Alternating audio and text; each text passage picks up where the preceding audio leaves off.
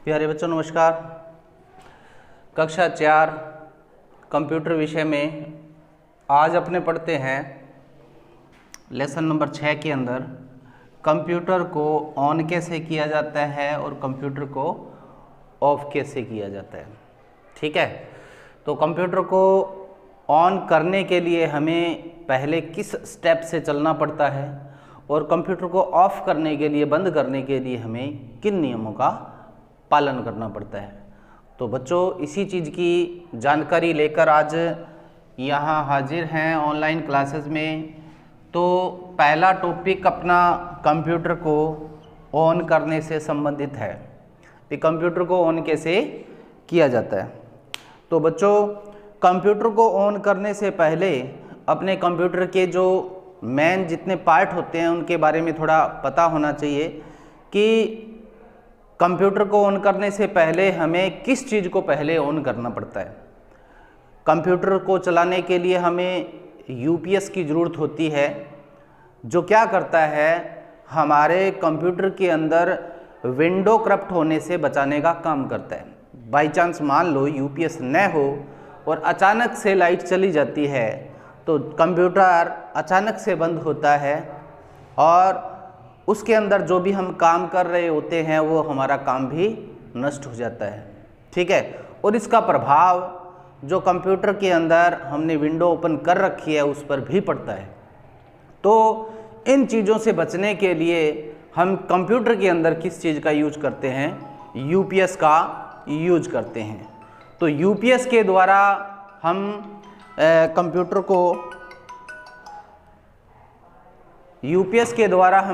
को कैसे ऑन करते हैं इस चीज़ पर अपने चर्चा करते हैं।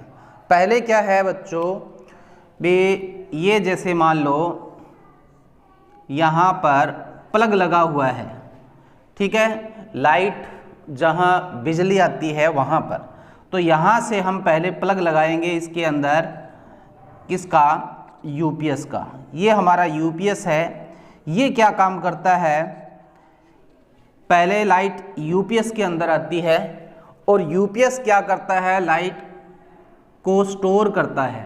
क्या करता है, स्टोर।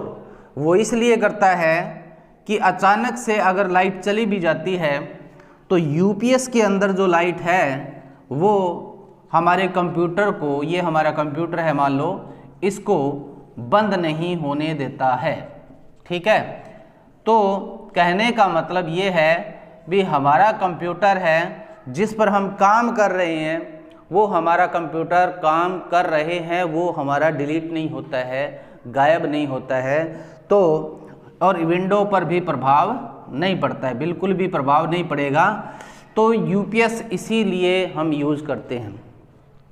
तो पहले सर्वप्रथम स्टेप क्या है कि पहले पावर यहाँ से ऑन करेंगे। यहाँ पर हमारा ये जो तार लगी हुई है, ये किसकी लगी हुई है, इसके अंदर लाइट के अंदर यूपीएस की लगी हुई है। ठीक है, तो यूपीएस के अंदर लाइट आ चुकी है, यहाँ से हमने इसको ऑन कर दिया है। पहला स्टेप है, हमने पावर ऑन किया। ऑन करने के बाद में यूपीएस में लाइट आ चुकी है। अब यूपीएस के अंदर हमारा जो ये सीपीयू है, इसकी वायर यहाँ लगी हुई है इसके अंदर, यूपीएस के अंदर। अब यूपीएस के अंदर लाइट आ चुकी है, बत्ती इसमें ऑन हो गई है और हमने यह क्या किया है, यहाँ पर इसको भी यहाँ ऑन किया है। ऑन करने के बाद में इसकी भी लाइट किस में चली गई है, सीपीयू में चली गई है।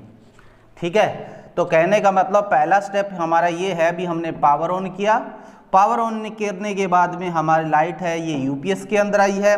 अब हमने यूपीएस से इसको ऑन किया तो लाइट किस में चली गई, सीपीयू में चली गई।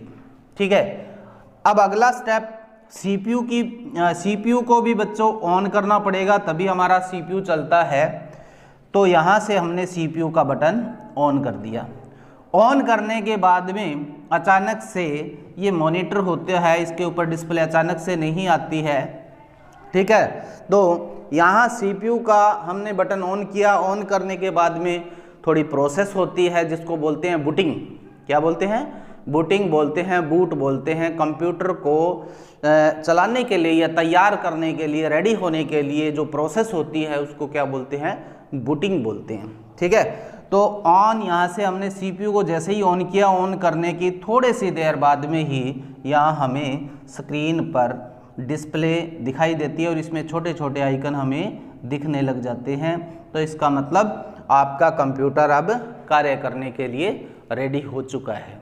ठीक है, तो इस प्रकार से हम क्या करते हैं, कंप्यूटर को बच्चों ऑन कर लेते हैं। ठीक है, कई बार क्या होता है, कई घरों में या कईयों के पास ये UPS होता नहीं है, तो डायरेक्ट क्या होता है, ये जो वायर होती है ये डायरेक्ट यहाँ पर पावर से लगा के रखते हैं और यहाँ से ऑन करने के बाद में सीधा CPU को ऑन करते हैं। तो इससे एक नुकसान भी होता है बच्चों, मैंने आपको बताया है कि अगर लाइट अचानक से चली जाती है तो जो हमने काम किया है, यहाँ पर काम कर रहे हैं, वो हमारा गायब हो जाता है। ठीक है, और UPS के अंदर से अगर हम लाइट लेते हैं तो अचानक से हमारा कंप्यूटर लाइट जाने से बंद नहीं होता है और हम कार्य करने के बाद में, हमारा काम सेव करने के बाद में इसको आराम से बंद कर सकते हैं। तो ये काम हमें करना चाहिए। तो स्टेप बाय स्टेप यही तरीका होता है कंप्यूटर को ऑन करने का। एक बार फिर से रिपीट कर देता हूँ। पावर, यहाँ से हमने पावर बटन ऑन किया, उसके बाद में हमने UPS से बटन ऑन किया और उसके बाद में हमने CPU का बटन ऑन किया और उसके बाद में बूटिंग होने के बाद में थोड़ी देर बाद में कंप्यूटर चल जाता है। ठीक है, तो इस प्रकार से कंप्यूटर को ऑन किया जाता है। अब है बच्चों अगला स्टेप है कंप्यूटर को ऑफ करना। कंप्यूटर को बंद कैसे किया जाता है? सीधा यहाँ से बंद नहीं करेंगे, यहाँ से बंद नहीं करेंगे, यहाँ से बंद नहीं करेंगे। सीधा तरीका ये नहीं होता है। सीधा तरीका इसका ये होता है ताकि हमारे कंप्यूटर में डाटा को भी नुकसान न पहुँचे, विंडो को भी नुकसान न पहुँचे। ठीक है, और हमारा डाटा सुरक्षित भी रहे और तरीका भी सही अपनाया जाए। तो उसका पहला स्टेप क्या होता है, हम मॉनिटर की स्क्रीन पर देख पाते हैं, यहाँ पर एक स्टार्ट बटन लिखा होता है, स्टार्ट लिखा होता है बच्चों यहाँ पर। ठीक है, जो विंडो हमने ओपन कर रखी है यहाँ पर स्टार्ट लिखा होता है। तो हम क्या करेंगे, कंप्यूटर को ऑफ करने के लिए पहला स्टेप अपनाएंगे। यहाँ स्टार्ट बटन पर हम यहाँ ये जो तीर का निशान होता है, पॉइंटर होता है, ये लेके आएंगे और इस पर क्लिक कर देंगे। ठीक है, इस पर क्लिक कर देते हैं तो बच्चों एक लिस्ट निकलती है और यहाँ पर लिखा आता है सेट डाउन। क्या लिखा आता है? Set down. तो सेट डाउन के साथ कईयों में अलग अलग विंडो होती है, अलग अलग ऑप्शन आते हैं।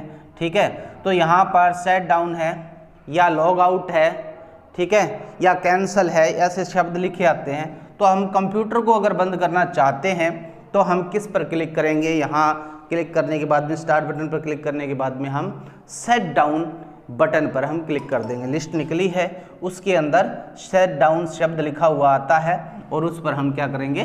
क्लिक कर देंगे।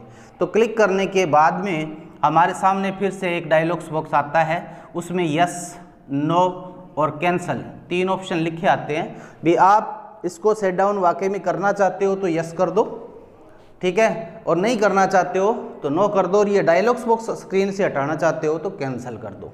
ठीक है, तो इस प्रकार से ये डायलॉग्स बॉक्स आता है। तो इस पर हम क्या करेंगे, अगर इसको बंद करना चाहते हैं, सेट डाउन करना चाहते हैं तो यस पर हम क्लिक करेंगे। किस पर क्लिक करेंगे? यस पर। और यस पर क्लिक करते ही थोड़ी सी देर के बाद में हमारा कंप्यूटर क्या हो जाता है? बंद हो जाता है।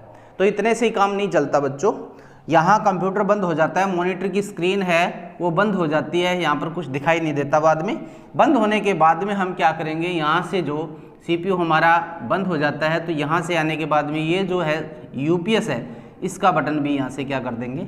ऑफ कर देंगे। ये ऑफ करने के बाद में अगला स्टेप क्या है हमारा? फिर यहाँ से पावर बटन है जो हमने वायर लगा रखी है, यहाँ से भी इसको बंद कर देंगे। तो इस तरीके से हम क्या कर सकते हैं? कंप्यूटर को बंद कर सकते हैं। ठीक है, तो दोबारा फिर से बता देता हूँ आपको कि कंप्यूटर को बंद कैसे किया जाता है।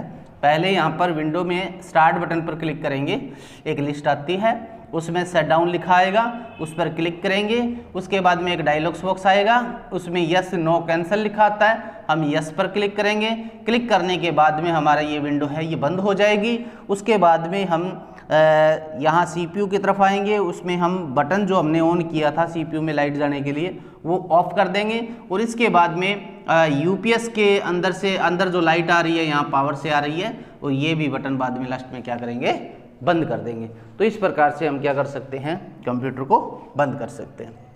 तो बच्चों कंप्यूटर को ऑन कैसे किया जाता है और ऑफ कैसे किया जाता है ये आपने सीखा होगा, समझ में आया होगा। तो बच्चों ये आपको कंप्यूटर में सुंदर सुंदर काम करना है, आज PDF फाइल आपको भेज दी जाएगी। तो नए टॉपिक के साथ फिर से हाजिर होंगे, तब तक बच्चों जय हिंद, जय भारत।